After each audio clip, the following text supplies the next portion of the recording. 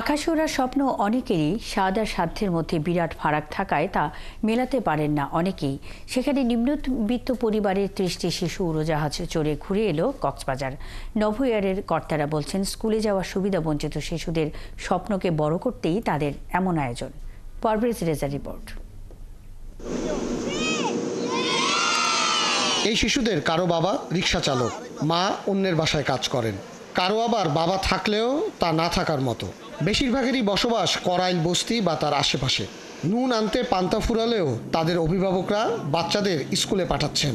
পড়াশোনা করিয়ে একদিন সমাজের মূল স্রোতে পাঠাবার স্বপ্ন দেখছেন।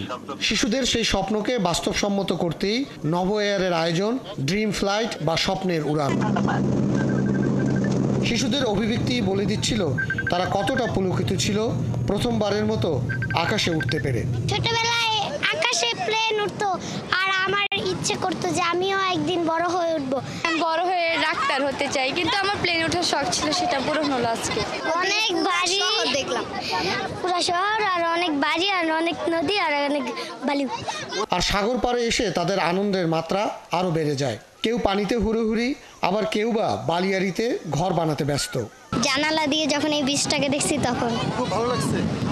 ছোটবেলায় চিন্তা করতাম যে কবে এই প্লেনটাই উঠবো, আকাশে উড়ে কেমন দেখতে, ভিতরে কেমন লাগে, ওটা ভাবতাম সবসময়। এখন দেখি নিজে উঠে যে কি একটা ফিলিংস আসে, এবং সমুদ্রের পাশে যে কি যে লাগলো আমার মনে, এটা আমি নিজে বলে বোঝাতে পারছি না। নভোএয়ারের ব্যবস্থাপনা পরিচালক জানালেন, তারা সুবিধাবঞ্চিত শিশুদের স্বপ্নকে বড় করতেই এই আয়োজন করেছেন।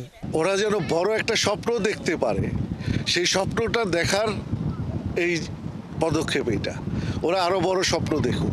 এই সুযোগটা যদি স্কুলে না আসলে ওরা ওই বস্তিতে ট্রাক এই সমস্ত ইসে, কিন্তু স্কুল ওকে সেটার থেকেই করতেছে। স্কুলের সহযোগিতা এবং এদের মধ্যে ওদের যে কার্যক্রমের ভিডিওগুলো স্কুলে ওরা দেখবে, অন্য বাচ্চারাও সেটা দিয়ে অনুপ্রাণিত হবে।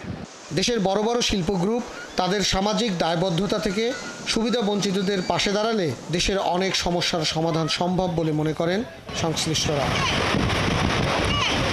পারভেজ রেজা, ৭১, কক্সবাজার।